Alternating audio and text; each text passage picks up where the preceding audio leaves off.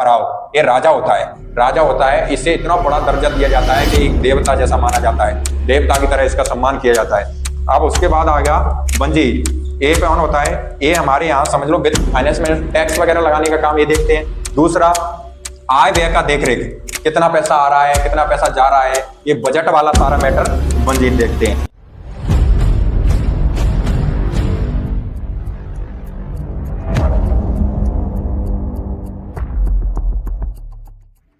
राम राम भाई सारा ने। आज हम पढ़ेंगे एनसीईआरटी क्लास 10th हिस्ट्री का चैप्टर 2। चैप्टर 1 हमने पढ़ा था सिंधु घाटी सभ्यता, उसमें मोहनजोदड़ो हड़प्पा के बारे में देखा था। आज हम 2nd चैप्टर पढ़ेंगे प्राचीन विश्व की प्रमुख सभ्यताएं। इसमें मेसोपोटामिया वाला मैटर सारा पढ़ते हैं। आ जाओ देखते हैं। तो 2nd चैप्टर है। सारे चैप्टर पहले हिस्ट्री के कवर करेंगे, उसके बाद हम पॉलिटी हिस्ट्री सारे हैं एकदम। ये जो क्वेश्चन है वो कॉम्पिटिटिव एग्जाम के लिए भी रहेंगे और प्लस आपके बोर्ड के लिए ओवरव्यू रहेगा। अब देखो ये क्या कह रहा है, चैप्टर कौन सा है हमारा, प्राचीन विश्व की प्रमुख सभ्यताएं। अब विश्व की प्रमुख सभ्यता में आज हम पढ़ेंगे मेसोपोटामिया। देखो सभ्यता क्या होता है, पहले ये पता करेंगे कि सभ्यता क्या होता है। तो सभ्यता कैसे जाना जाता है, सभ्यता होता है जब व्यक्ति स्थायी व व्यवस्थित जीवन के प्रयास में, जब कोई व्यक्ति स्थायी व व्यवस्थित जीवन के प्रयास में सामाजिक, राजनीतिक, सांस्कृतिक एवं आर्थिक व्यवस्था का निर्माण करता है तो उस सभ्यता का आरंभ होता है। अब ये समझ में आ गया, जब व्यक्ति स्थायी तथा व्यवस्थित जीवन के प्रयास में, अब जीवन के प्रयास में उसे सामाजिक भी बात चाहिए, राजनीतिक भी चाहिए और सांस्कृतिक भी चाहिए और आर्थिक व्यवस्था भी का निर्माण करना होता है। यही हमारी सभ्यता है, यही सभ्यता के अंदर आएगा। अब इस सभ्यता में हम कौन सी सभ्यता पढ़ेंगे, मिस्र की सभ्यता पढ़ेंगे। अब मिस्र के बारे में जानेंगे, मिस्र में क्या है वो भी थोड़ा बहुत रहेगा। अब मिस्र सभ्यता क्या है इसे जानते हैं। देखो इसमें क्या कह रहा है, मिस्र सभ्यता में इसमें कह रहा है इस सभ्यता का विकास लगभग 7000 वर्ष पूर्व हो गया था। मिस्र की सभ्यता का विकास लगभग 7000 वर्ष पूर्व हो गया था। जो इंडिया में मोहनजोदड़ो हड़प्पा है इनसे तो बहुत पहले हो गया था। अब ये कह रहा है मिस्र में जो मिस्र क्या है, मिस्र के बारे में थोड़ा सा जानेंगे। अब देखो सभ्यता पढ़ लिया हमने, अब मिस्र सभ्यता में इस सभ्यता का विकास लगभग 7000 वर्ष पूर्व हो गया था। अब मिस्र में सूर्य देवता को प्रसन्न करने के लिए पिरामिडों को बनाया जाता है। अब जो मिस्र में पिरामिड बनाए जाते हैं, अब क्यों बनाए जाते हैं, किस लिए बनाए जाते हैं, ये हमारे चैप्टर में इसलिए हमने बताया है कि पिरामिड इसलिए बनाए जाते हैं जो सूर्य देवता के लिए प्रसन्न करने के लिए पिरामिडों को बनाया जाता है। अब मिस्र की सभ्यता में पहला जैसे हमने पढ़ा मेसोपोटामिया सभ्यता। अब मेसोपोटामिया है क्या, मेसोपोटामिया है यह दो नदियों के बीच के भाग होता है, इसे मेसोपोटामिया बोलते हैं। अब ये पूछेगा क्वेश्चन, ये पूछेगा मेसोपोटामिया का अर्थ क्या है, दो नदियों के बीच का भाग, दो नदियों के बीच के भाग को मेसोपोटामिया कहते हैं। अब दो नदियां कौन कौन सी नदियां हैं, एक तो दजला, एक फरात, दो नदी हैं। एक नदी कौन सी है, दजला, और दूसरी कौन सी है, फरात नदी। मेसोपोटामिया का अर्थ समझ में आ गया, दो नदियों के बीच का भाग। अब दो नदी कौन कौन सी है वो भी तो पता होना चाहिए, एक तो दजला और एक फरात नदी। आप देखो मेसोपोटामिया क्षेत्र में विकसित होने वाली सभ्यता। अब मेसोपोटामिया जो क्षेत्र है वो छोटा सा तो क्षेत्र नहीं है, इसमें बहुत सारी सभ्यता विकसित हो रही है।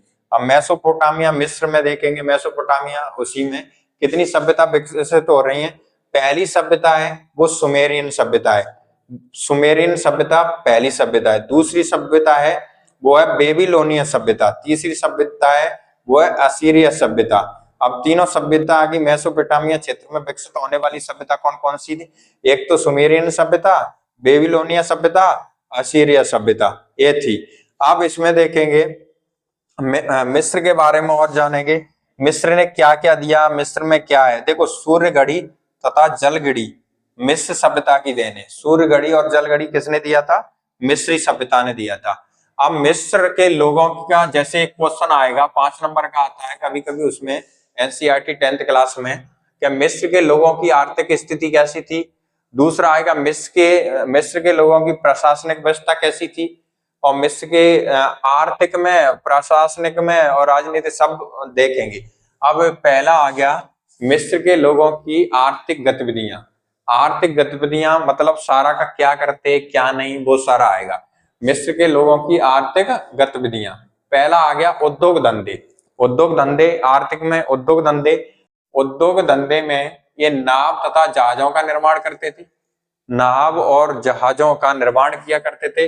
लकड़ी के, मिट्टी के, पत्थर के बर्तन व हथियार बनाते थे। किस किस के? लकड़ी के, मिट्टी के, पत्थर के बर्तन बनाते थे। कृषि में क्या करते थे? मिस्र की सभ्यता, मिस्र के लोगों की आर्थिक गतिविधियों में उद्योग धंधों पता चल गया हमको। उसके बाद कृषि में क्या करते थे? कृषि में ये गेहूं, कपास, जौ, सड़, अंजीर, खजूर, अंगूर, इनकी ये कृषि करते थे। अब कृषि भी पता चल गया। उसके बाद ये पशुपालन भी करेंगे। उद्योग धंधे पता चल गया, कृषि भी पता चल गया। अब ये पशुपालन में पशु भी तो पालेंगे। पशु में गाय, गधा, मुर्गी, बंदर आदि पशुपालन करते थे। और व्यापार में ये क्या करते थे? व्यापार के बारे में बताएंगे तो व्यापार में ये मसालों का व्यापार, तेल पाउडर व्यापार, चंदन का व्यापार। और व्यापार होता कौन सी नदी के द्वारा? ये विश्व की सबसे बड़ी नदी नील नदी, ठीक है, नील नदी के द्वारा और व्यापार होता था। अब मिस्र की प्रशासनिक व्यवस्था, मिस्र की प्रशासनिक व्यवस्था में क्या है इसे भी जानेंगे एक बार।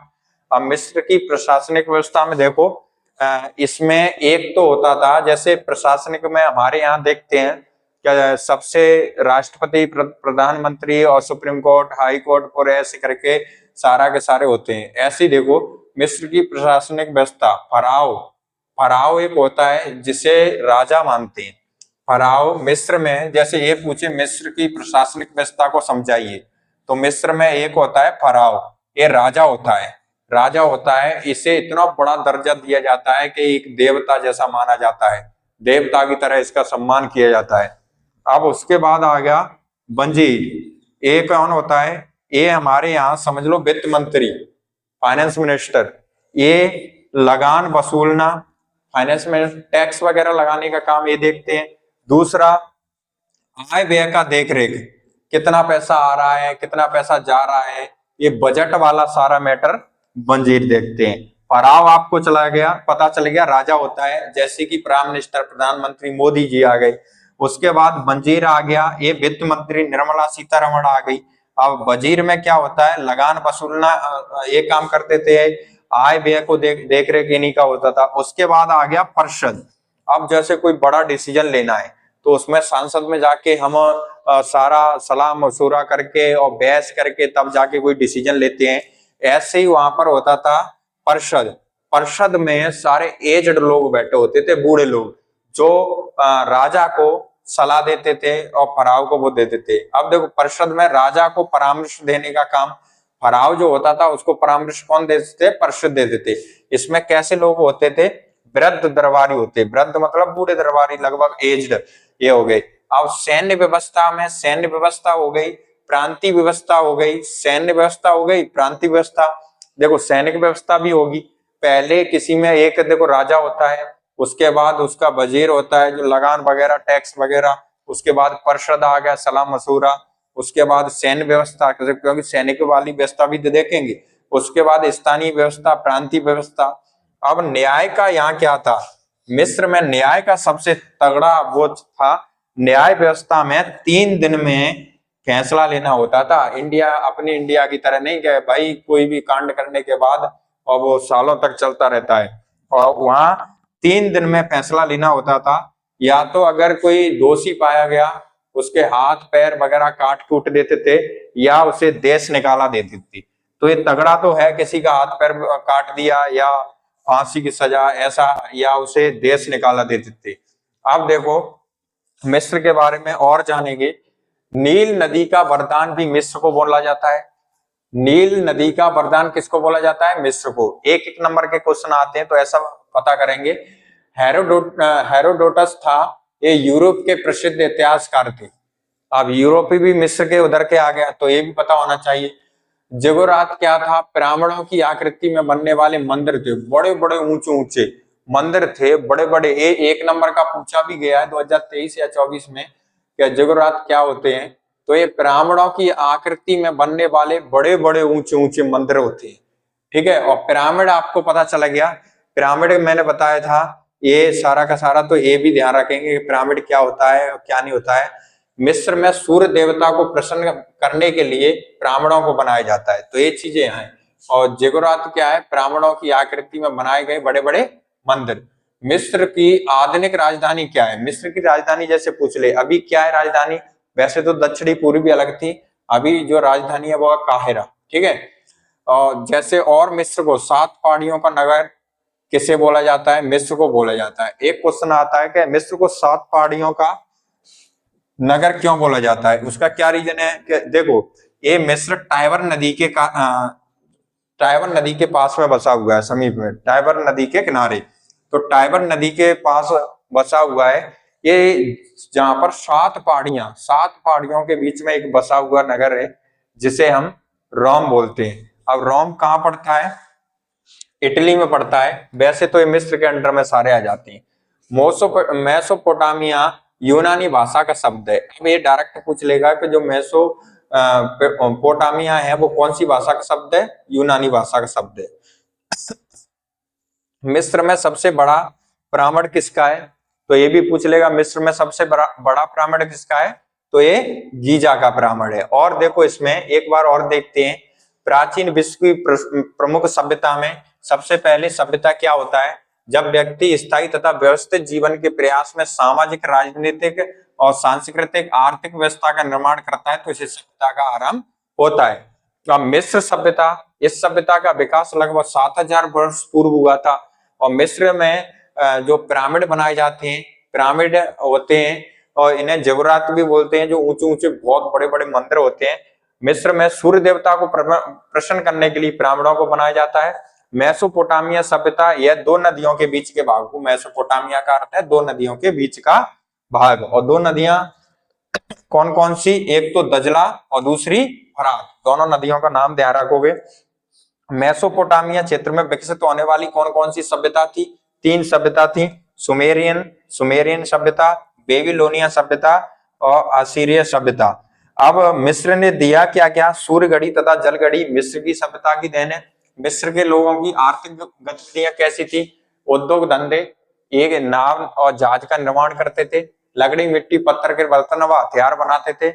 और कृषि में क्या क्या करते थे? गेहूं, कपास, जौ, सड़, अंजीर, खजूर, अंगूर सारे करते थे।